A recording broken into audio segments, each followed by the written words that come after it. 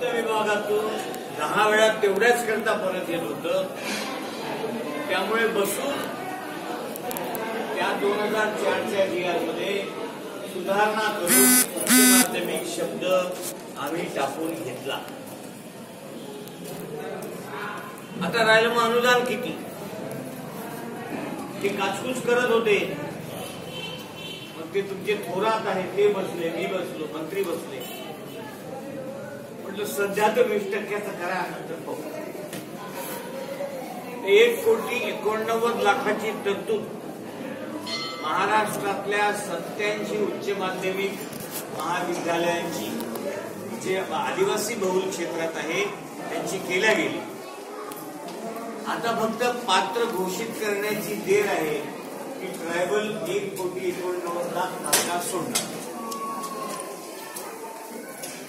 राहिला प्रश्न माध्यमिक शाळांना आणि उच्च माध्यमिक शाळांना 2004च्या GR प्रमाणे 100% देण्याचा.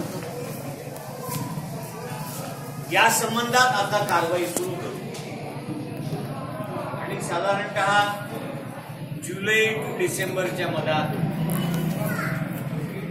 आदिवासी विकास भागात काम करणाऱ्या सर्व माध्यमिक, प्राथमिक आणि उच्च माध्यमिकला 100% वेतन कसं अनुज्ञेय राहील त्याच्यासाठी मी 100% प्रयत्न करेन.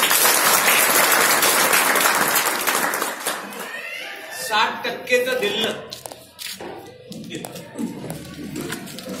हा शब्द तुम्हाला कोणीच देणार नाही. तुम्ही कोणत्याही आमदाराला फोन करा, कोणालाही फोन करा, ती फाईल 40%चीच फिरून जाईल.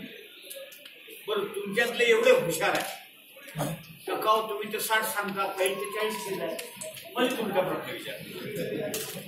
म्हणजे मी उलट व्हॉट्सअपमध्ये पाठवून द्यायचं काय त्याचं कौतुक नाही. यायला पडलं ते व्हाईट बुक कसं आहे, रेड बुक कसं आहे, फाईल कशी फिरून राहिली, त्याच्यावर कोणा काय लिहिलं, यायला तर इतकं माहीत असते का डेप्युटी सेक्रेटरी त्या फाईलवर काय लिहिलं. म्हणजे इतकी तुमची यंत्रणा तगडी आहे. म्हणून तुम्हाला सांगतो, इथून गेल्यावर तुम्ही पुन्हा प्रश्न विचारा म्हणून सांगतो. फाईल 40%चीच फिरते. झालं असं की मुख्यमंत्र्यांसोबत एक बैठक झाली. त्या बैठकीत विनोद तावडेंनी एक प्रस्ताव आणला होता. तो प्रस्ताव असा होता की 1628 आणि 1-2 जुलै ज्यांना 20% मिळते आहे त्यांना 40%, जे 1400 ज्युनियर कॉलेज आहेत त्यांना 20%, जे अघोषित प्राथमिक माध्यमिक अजूनही आहे त्यांना 20%,